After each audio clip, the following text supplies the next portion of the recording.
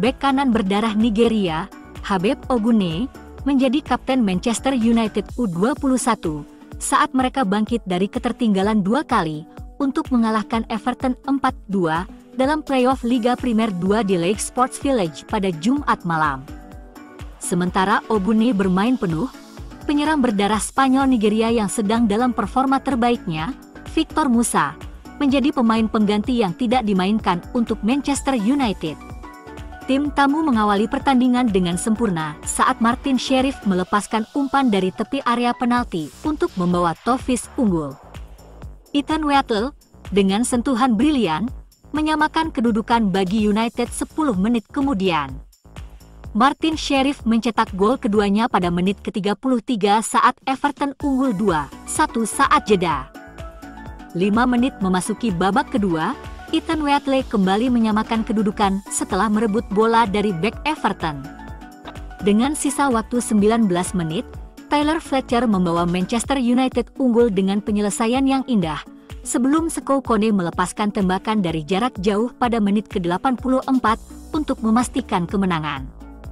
Ogunne tampil dalam 15 pertandingan Liga Primer 2 di musim reguler dan menyumbang 1 assist, dan juga tampil di Piala EFL dan Liga Pemuda UEFA. Bek yang sangat disegani ini telah berlatih dengan tim utama United pada beberapa kesempatan musim ini, dan masuk dalam skuad yang akan berangkat ke Fenerbahce untuk babak penyisihan grup Liga Eropa. Manchester United U21 akan menghadapi pemenang pertandingan West Ham v Sunderland di perempat final playoff Liga Primer 2.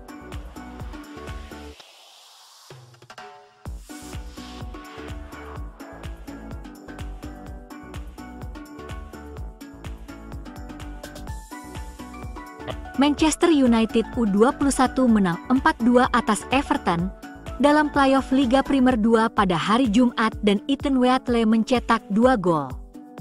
Wheatley kembali menjadi starter untuk U21 melawan Everton. Travis Binion tersenyum lebih lebar dari biasanya saat Manchester United berbalik unggul telah tertinggal melawan Everton.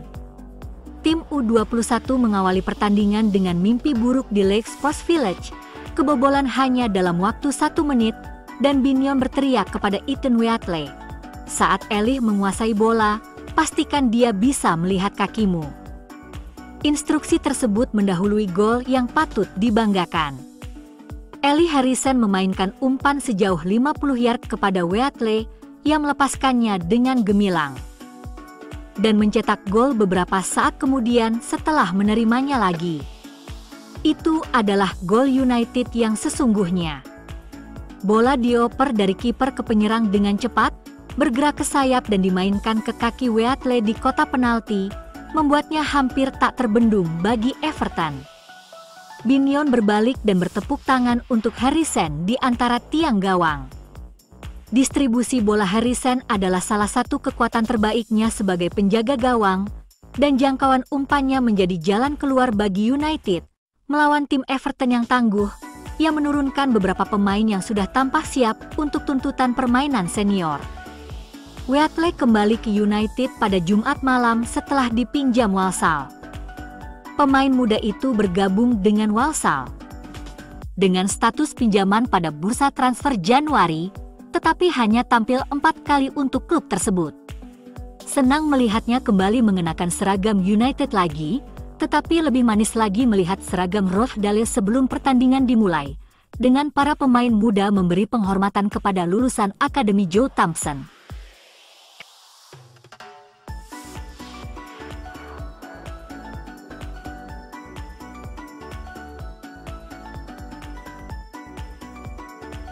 Seorang penyerang telah menjadi prioritas utama United dalam beberapa minggu terakhir, seperti yang terlihat dari upaya mereka untuk mendapatkan Liam Delap dari Ipswich Town.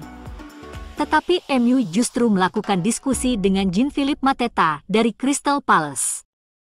Pimpinan klub telah melakukan kontak untuk merekrut pemain Prancis itu yang ingin mendapatkan pemain andalan baru, dengan pemain berusia 27 tahun itu menjadi pilihan yang bagus mengingat jumlah golnya di Liga sebanyak 14 pada musim 2024-2025. Namun, terlepas dari perburuan mereka untuk penyerang, gelandang baru juga masuk dalam agenda, dengan bintang Atalanta, Ederson, menjadi pemain terbaru yang didekati. Menurut Fabrizio Romano, Setan Merah sudah dalam pembicaraan mengenai kepindahan pemain Brasil itu, yang berpotensi bermitra dengan salah satu rekan senegaranya di klub, jika mereka mengamankan kesepakatan untuk keduanya. Penyerang Wolves Matheus Cunha tampaknya menjadi semakin dekat menuju MU. Dalam beberapa hari terakhir dikonfirmasi bahwa kedua belah pihak sedang dalam pembicaraan mengenai kesepakatan. Ia bisa dibantu oleh Ederson dalam usahanya jika ia juga pindah ke Theatre of Dreams. Dengan pemain berusia 25 tahun itu memiliki semua atribut untuk memberi Cunha peluang di area penyerangan. Pemain Brasil, yang dicap sebagai monster oleh The Mirror, telah menjadi bintang dalam penguasaan bola musim ini. Mencatatkan 6,5 umpan progresif per 90.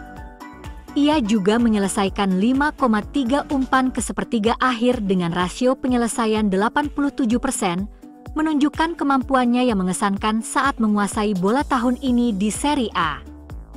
Saat tidak menguasai bola, Ederson juga tampil mengesankan, memenangkan 1,5 tackle per 90 dan membuat 1,2 intersepsi per pertandingan, memiliki bakat merebut bola yang sempurna. Tidak jelas berapa banyak kesepakatan untuk Cunha dan Ederson yang akan menghambat hierarki di bursa transfer mendatang, tetapi keduanya adalah dua tambahan yang perlu dilakukan untuk memperbaiki situasi saat ini.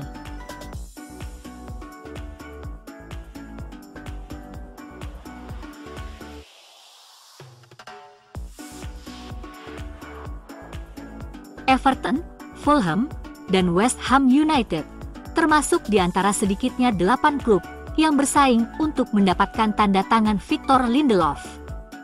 Bek MU akan meninggalkan klub dengan status bebas transfer musim depan.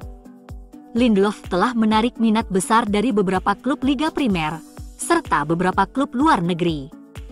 Sebanyak 8 klub akan bersaing untuk mendapatkan tanda tangan bek Swedia tersebut.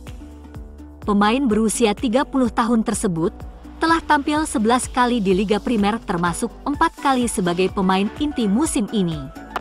Manchester United telah memutuskan untuk tidak memberinya kontrak baru, karena ia tidak masuk rencana Amorim. Lindelof mungkin tidak perlu berjuang keras untuk menemukan klub berikutnya. Dengan banyak dari mereka yang sudah menunjukkan minat. Mantan klubnya, Benfica tertarik, sementara ia dapat mempertimbangkan tawaran dari raksasa Italia, Juventus, dan Inter Milan. Namun, daya tarik yang lebih besar mungkin adalah untuk tetap berada di Liga Premier, di mana ia dapat bermain secara teratur. Everton, Fulham, dan West Ham United termasuk di antara mereka yang tertarik pada bintang Manchester United yang akan hengkang. Saat ini, klub-klub seperti Everton dan West Ham berpotensi menawarkan Lindelof peran penting dalam skuad mereka. Bahkan bos Fulham, Marco Silva, dapat menemukan cara untuk memberinya menit bermain yang signifikan, meskipun tidak satu pun dari klub-klub itu akan memainkannya secara teratur untuk klub. Oleh karena itu, mungkin ada kasus untuk bereksperimen di luar negeri, terutama jika klub-klub seperti Inter Milan dan Juventus menyatakan minat mereka pada bek itu. Akan tetapi, pada titik ini, kepindahan ke mantan klubnya Benfica mungkin tampak sebagai taruhan terbaik bagi bintang Manchester United yang ingin hengkang, karena ia bisa menjadi pemain inti di sana, meskipun masih ada peluang baginya untuk tetap bertahan di Liga Premier.